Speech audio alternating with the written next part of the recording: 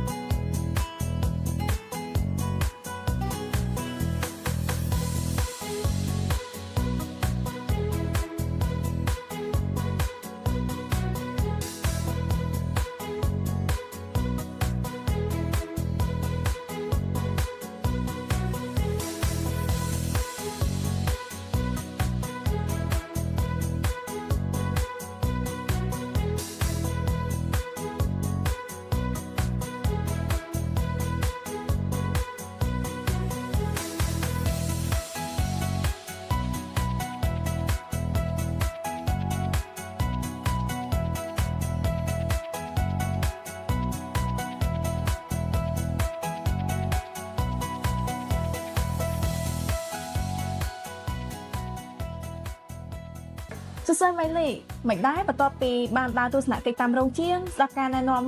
ការពន្យល់ពីសំណាក់លោកគ្រូអ្នកគ្រូតើបងអូនមានចំណារអារម្មណ៍បែបណាដែរចាបងខ្ញុំពិតជាមានអារម្មណ៍ថាសប្បាយចិត្តនិងរំភើបខ្លាំងមែនទែនដែលបានមកធ្វើការទស្សនកិច្ចដោយផ្ទាល់នៅវិទ្យាស្ថានពហុបច្ចេកទេសភូមិភាគតេជោសែនសៀមរាបរបស់យើងហើយខ្ញុំគិតថាវាគឺជាទីតាំងដ៏ល្អមួយសម្រាប់ជ្រើសរើសក្នុងការសិក្សាបន្ទាប់ពីការបញ្ចប់ថ្នាក់បាក់ឌុបហើយដោយសារតែហេតុផល3យ៉ាងសម្រាប់សិស្សានុសិស្សរបស់យើងដោយទី1នោះគឺទីតាំងវិទ្យាស្ថានរបស់យើងគឺល្អដោយសារតែវាស្ថិតនៅចំកណ្ដាលទីក្រុងសៀមរាបហើយអគារធំទំនើបបំពាក់ទៅដោយចតាយន្តហើយបន្ទប់សិក្សាប្រកបដោយផាសុកភាពដោយវាមានបំពាក់នៅម៉ាស៊ីនត្រជាក់គ្រប់បន្ទប់សិក្សាតែម្ដងហើយទី2នោះគឺមានបន្ទប់ lab និងបន្ទប់រងជាងគ្រប់គ្រាន់សម្រាប់ការអនុវត្តហើយទី3គឺលោកគ្រូអ្នកគ្រូគាត់មានសមត្ថភាពក្នុងការផ្ទេរចំណេះជំនាញក៏ដូចជាមានក្រុមសិលធម៌ចំពោះសិស្សានុសិស្សគ្រប់គ្នាផងដែរពិតជាល្អខ្លាំងមែនតើបងប្អូនមានចំណាប់អារម្មណ៍បែបណាចំពោះផ្នែកជូនដល់យុវជនយុវនារីជាពិសេសបងប្អូនដែលកំពុងសិក្សានិងចិត្តបញ្ចប់ថ្នាក់ទី12នេះផងដែរចាជាចុងក្រោយនាងខ្ញុំសូមថ្លែងអំណរគុណដល់វិទ្យាស្ថានដែលបានធ្វើកម្មវិធីទស្សនកិច្ចសិក្សានេះឡើងដែលវាជាឱកាសមួយសម្រាប់ឲ្យសិស្សានុសិស្សទី12របស់យើងអាចចាប់យកជំនាញពិតប្រាកដមួយនៅថ្ងៃអនាគតបន្ទាប់ពីគាត់បញ្ចប់ថ្នាក់ទី12ទៅហើយនាងខ្ញុំគិតថាយុវជនហើយនិងយុវនារីគួរតែចុះឈ្មោះចូលរៀននៅវិទ្យាស្ថានពហុបច្ចេកទេសភូមិភាគតេជោសែនសៀមរាបឲ្យបានគ្រប់គ្នាចាជ្រាបសួរលោកគ្រូសូមលោកគ្រូជួយណែនាំឈ្មោះហើយនឹងដឹកនាំសិស្សមកពីសាលាណាដែរខ្ញុំបាទឈ្មោះប៊ុនអឿន ជាគ្រូបង្រៀននៅវិទ្យាល័យហ៊ុនសែនសៀមរាបយើងមកសាលាបច្ចេកទេសឃើញផ្លាយពីសាលាចំណេះទូទៅយើងឃើញយើងមកឃើញសាលាមានកន្លែងតាមពីកន្លែងរៀនចំណេះទូទៅការរៀនច្បាប់ទូទៅហើយនឹងការមានសម្ភារៈបរិក្ខារផ្សេងៗដើម្បីអនុវត្តផ្ទាល់ខ្ញុំបានដើរទស្សនកិច្ចជាមួយនឹងកូនសិស្សឃើញផ្លាយច្រើននៅសាលាខ្ញុំដូចជាមិនទំនើបចម្រុះដូចនៅសាលាខាងអ្នកគ្រូទេខ្ញុំមានចំណាប់អារម្មណ៍ចាប់អារម្មណ៍ទៅលើសាលាបងសាលាមានវិជ្ជាជីវៈចាស់សម្រាប់សិស្សជ្រើសរើសហើយនឹងមានគ្រូដែលមានវិជ្ជាជីវៈច្បាស់លាស់សម្រាប់បង្ហាញផ្លូវសិស្សនិងបង្ហាញផ្លូវសិក្សានុសាសនាដែលមានជំនាញដែលគាត់ចង់បានណាបងអូខេអញ្ចឹងអូនមានជំរាបពីតាមផ្ញើដល់យុវជនយុវនារីជាពិសេសបងប្អូនដែលកំពុងតែចិត្តប្រឡងទី12នេះពេលខាងមុខនេះដែរបាទសម្រាប់យុវជនដែលត្រូវប្រឡងទី12គាត់អាចជ្រើសរើសសាលានេះបានសាលាមានជំនាញច្រើនហើយពួកគាត់ជ្រើសរើសហើយក៏ជា